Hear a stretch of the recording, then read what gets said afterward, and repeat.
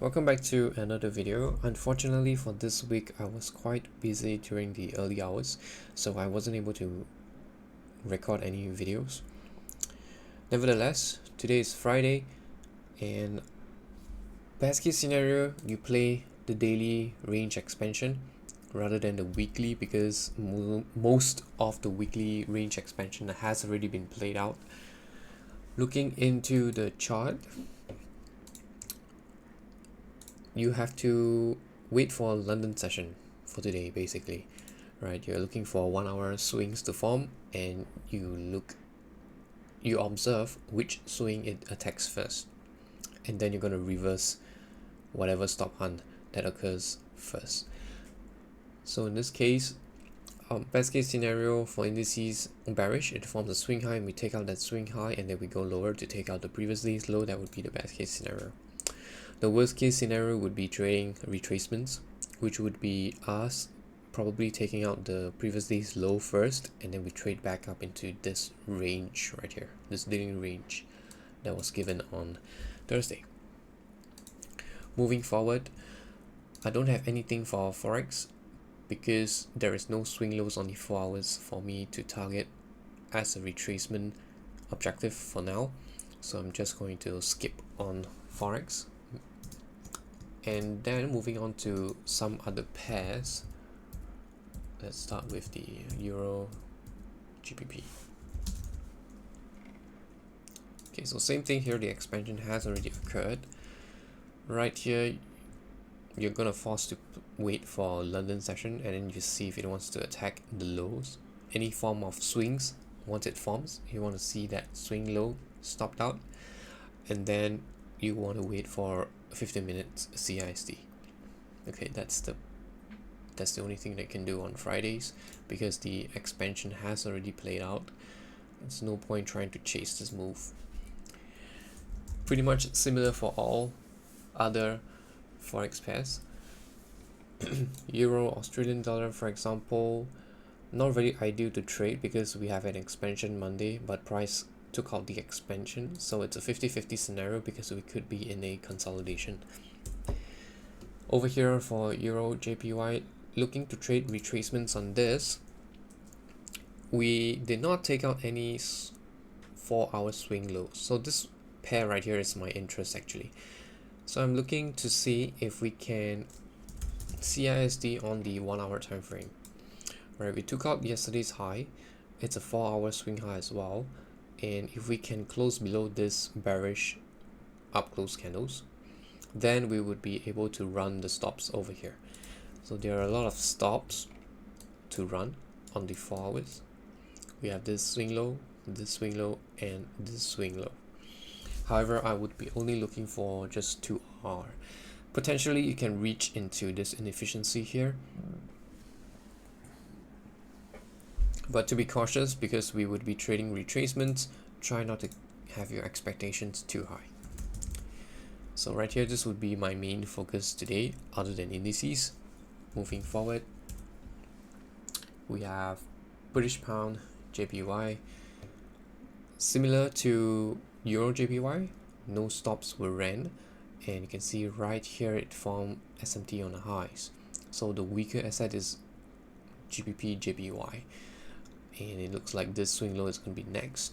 So right here for this particular asset, it has already formed an hourly CISD right here with this candle as the order block. Okay, now if you take a look at the range from this close onwards, we did not trade back into 50%.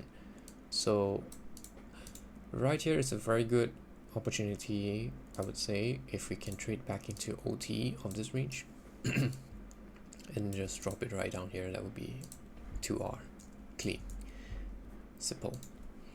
So bearish on GBP JPY as well. Moving forward, we have USD JPY. Monday was expansion. Tuesday we formed swing lows and highs. We kept on pressing highs until Thursday, right? We failed to take out this high, and then we closed below this down close candle, up close candle, sorry. And then we took out this low. Price wasn't able to expand higher, and then we continue to take out this low, make lower lows. Okay, the last stop hunt was down here. We're gonna have to watch and see if price wants to continue higher or drop it lower. But for this particular asset, I'm not that keen because it's not very clean, I would say. Okay, I would stay out of this one. It's not as clean as the previous two. Okay, let's take a look. Yeah, not the cleanest price action here. If you're anticipating it to go higher to take out the equal highs, you would need a 1 hour CISD above this down close candle. Or is this a swing low? Let me just double check. Yeah, it's a swing low for this one. So unless we can take out this swing low and then move higher with the 1 hour CISD closing above this down close candle, then yeah, probably we can trade from here to here, OTE, to look for the highs. Okay, that would be daily expansion as well.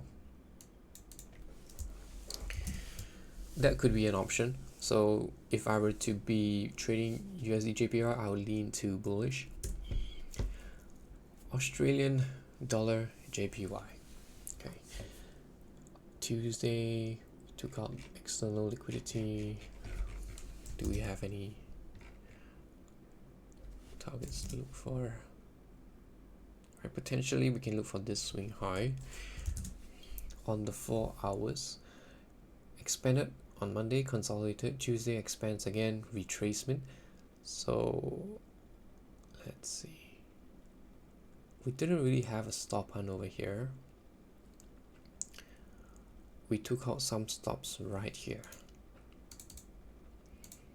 But the thing is that we took out highs and then we closed bearish. So this is like I would say a 50-50, right? I'm not too sure which side it's going to expand towards. So I'm skipping out this asset as well. Australian USD. This looks really bearish. We have expansion on Monday. Tuesday's highs and lows were pretty small, and we did not run out Tuesday's low. We left this equal lows down here. I think this could be a very nice draw on liquidity if this is going to drop. We kept pushing highs, and the last swing high that it took was actually this one, right? We have this. Is this a down close candle? Yep, so this is a down close candle. We completely disrespected the fair value gap and this swing low as well. Trading back up here could be a potential short, but likewise, it's I think to me this is more like a 50-50, you know. In OTE on the 4 hours, let's take a look. Trading back up into OTE would be above this 1 hour swing high. So maybe you can look for 15 minutes CISD right down here. For this one, you really have to dial in. It's not as clear as the other two. Okay, moving forward.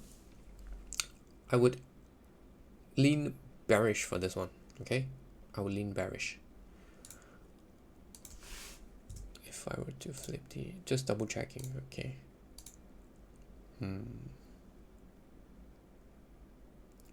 Right, I'll still lean bearish for this one.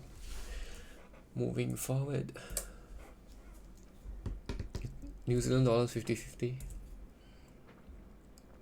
USD CAD 50-50 as well, because right here Monday was expansion, Tuesday consolidation, Wednesday we consolidated again, running out the equal lows over here, and then right now we are reversing higher. For this type of profiles without SMT on lows, for me to compare, it's very difficult for me to take positions to attack Monday's high. It is very different for indices, because indices we have very easy SMT indicators. So for example, on the indices, You can see we did the same profile. We expanded on Monday and then we consolidated. We ran out the stops and then it shifted lower, taking out Monday's low, correct? But for the indices, it's very clear when we get the SMT. So over here you can see we formed higher highs. It's very, very clear. Okay, lower highs on NASDAQ. And between Wednesday and Tuesday, Dow Jones formed a higher high. Right? But basically Dow Jones is in its own world, so the best to compare would be S&P and NASDAQ. So over here the CISD was pretty clear, and we even have a 4-hour CISD on NASDAQ, which is on the weaker asset. So we have a very nice draw on liquidity as well. You can see this phantom trend line. So once price trades into OT, that is a very good shorting opportunity right here, and then it drops. Okay, so indices is easier, I would say. So I'm going to skip out on USD CAD. For Swiss, Monday accumulation, Tuesday expansion, Wednesday expansion, Thursday expansion, right? So for this asset, it's better to trade the retracement. We have too much expansion days in a row from Tuesday, Wednesday, and then Thursday. So if you're just trading the daily range, same thing for indices. You're looking for price to form swings on London on the 1 hour, and then you look to see which swing it wants to attack first, and then you reverse whatever that is attacked. And that's pretty much it for this video. Hope you enjoyed this. It's a pretty long session for today because trying to make up 12 minutes now. Okay, I'm gonna end this session here. I'll see you in the next week. Probably we might have a better week because next week is technically Q3. Looking at the news driver for next week, we don't really have any huge impact news. There's only FOMC meeting minutes on Wednesday, so I think that's fine. Nothing to worry about next week. We can trade as per normal.